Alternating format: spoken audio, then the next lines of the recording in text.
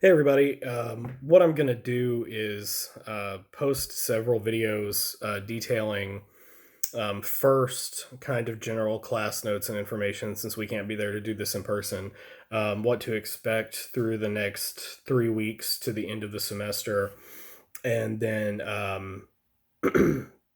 also point out to you that some more videos are going to be released right alongside this one, talking about the readings that you've done since class moved completely online and the readings that you will do both this week and the next week to finish out the semester. So, first of all, thank you for hanging in there this far. Thank you, everyone, for participating in the extra credit assignment. That really helps me out a lot, and it will really help you out a lot. So, plenty of people participated. I'm going to pick 20 at random to use for my research, but everybody who did participate is still going to get extra credit. So, don't worry, even if you're not selected to be used in the study, you will still get your extra credit. Additionally, it's all going to be anonymous. So when you're using the study, your name, everything will not be reported. You'll just be nameless, faceless, genderless student in my class. So nobody is going to know who participated except for me. And nobody's going to even look at the research period except for my faculty advisor and myself. So now that that's out of the way, excuse me. Hope everybody's well, not sick, doing good, coping with staying at home pretty well, um, and that you stay kind of happy and in a mentally good space as well as a physically healthy for the duration of however long this happens. So for the remainder of the semester, let me see here. I'm kind of reviewing my notes while we're talking, so bear with me for a second. Okay, this is what the rest of the semester is going to look like. You did the extra credit assignment. That works as extra credit points for what you have already done and will already do, or it can be an assignment replacement for a homework assignment. You still do have to do the final um, exam, though this can be used as extra credit on the final exam. You do have to give me something final exam time. So we've got three more assignments. They are all pretty short, around a page each, due April 10th, April 17th, and then April 30th. A couple of them, because we have to do writing in this course, of course, but not necessarily over the theme that we're going for, sci-fi and fantasy. A couple of them have you writing about your experience with this whole modified school year and how you're going to move forward in the summer and next semester. So that shouldn't be too hard. It doesn't require anything extra on your part except your own opinion and your ability to express those opinions. So that's not going to really take you too long. Excuse me. Again, you are more than welcome to use extra credit as an assignment replacement from one of these upcoming three. Like I said before we ended class, there were going to be two assignments, one 2 pages and one page. So I just split it into three, each 1 page. So it's the exact same amount of work you would have been doing. It's just over more assignments. With that being said, the final is a research type paper. We have to do one of those in Comp 112. And so it's going to be on the final, which is where they customarily go. 5 pages, 12 font, Times New Roman, works cited page that's not part of those 5 pages. That goes on the top. So 5 pages of actual writing. And per what we did with the midterm, getting as close to 5 pages as possible is great. Get onto the fifth page at the very, very least, to ensure that you get as close to maximum points as you possibly can. So everybody did an excellent job on the midterm. So final is pretty much the same thing, except with 3 to 5 sources. So go ahead and go into assignments, review the next three assignments that are coming up, review the particulars of the final. It's pretty much just an expansion on the midterm. We talked about themes and the tropes and the conventions of sci fi and fantasy in the midterm. Since this is a research paper, I did history of science fiction and history of fantasy as the topics. Um, so I would devote probably 2 pages to sci-fi, 2 pages to fantasy, and then 1 page open to your reactions, of course, per the usual how I structure the assignments.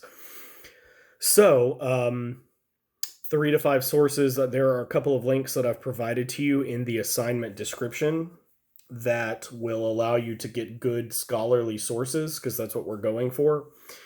So I've given you Google Scholar and JSTOR links for you to be able to find scholarly sources that are not going to hopefully anyway, or be way less likely, I should say, to include any false information in them. So I'd go onto JSTOR and type science fiction history, history of fantasy literature, something like that, and you'll get a lot of hits. I mean, probably thousands.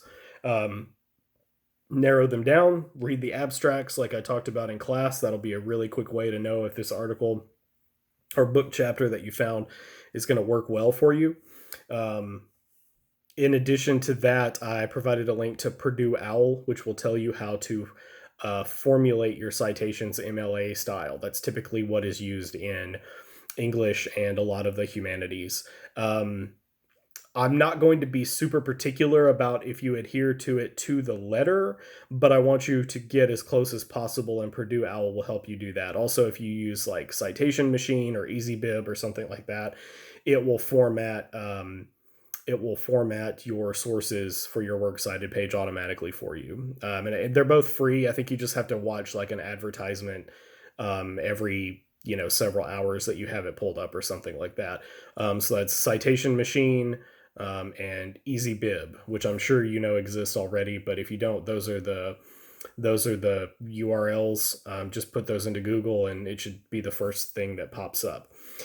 So we will have had 6 weeks total, plus finals week, I believe, where we are away from the traditional lecture format. So for the first 3 weeks, you participate in the research project and you did the readings that I provided for you. The next 2 weeks are going to have a total of 4 readings, 2 readings each week, and then those 3 assignments. So, excuse me, I've cut down on the number of readings, but I've upped the number of assignments, so it balances out pretty well. And then the final week of class, aside from the assignment being due, I just expect you to work on your final paper. Now, the final itself, it says due May the 1st. It would not let me extend it out in Canvas for whatever reason to May the 3rd. But here's what I'm going to do. You can submit it to me by May the 3rd, no later. I have to have grades submitted by Monday, May the 4th. So get it to me by the 1st, okay? But if you're having an issue, I will accept it per our 24-hour later period that we've had all semester. I will accept it up until the 3rd. But you have to contact me first via email and let me know that you are planning on doing that. Typically, I give students an option to do a presentation component with the final paper. That's going to be kind of problematic with getting everybody to submit it to me in some way.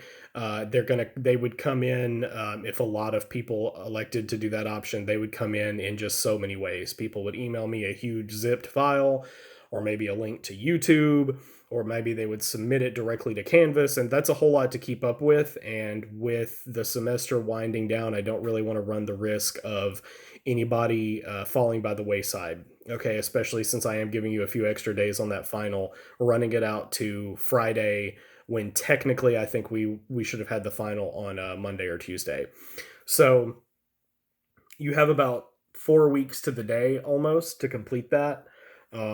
That's a grand total of 8 pages, or like 7, 6.5, 7 if you've already done the extra credit and you want to use it as a grade replacement in nearly a month. So that is not an unmanageable workload by any means.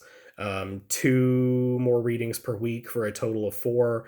It's like 30 something, 40 something pages over over the next 2 weeks. That's also more than manageable. I know you guys have all got a lot of adjusting you've had to do and a lot of work in your other classes, but I wanted to finish us out pretty strong. You can still contact me via the methods that I've given you. Um, if you have any issues. And with all that being said, if you do have any issues, if you do have any problems, heaven forbid, if you get sick, something like that before now and the end of the semester, please contact me or have someone contact me as soon as possible. And we can definitely work out a schedule for you to get the assignments completed. I'm not going to penalize anybody for anything outside of their control, but you do have to let me know. If the final day comes and passes and you haven't told me and you tell me a week after that, there's not really anything I can do for you at that point. Just too big of a pain in the butt to be quite frank with you to chase down all those leads after the fact. So um, I'm gonna assume no news is good news. If I don't hear from you, everything is going well. If it's some catastrophe befalls you and you let me know, then yeah, 100%, we'll make it happen. I'm not unreasonable, as you should know by now. I'll work out an alternative schedule to get it to you. You get the coronavirus and you laid up in bed for a month or whatever, I'll give you an incomplete in the class and you can complete it over the summer. Okay, not a big deal.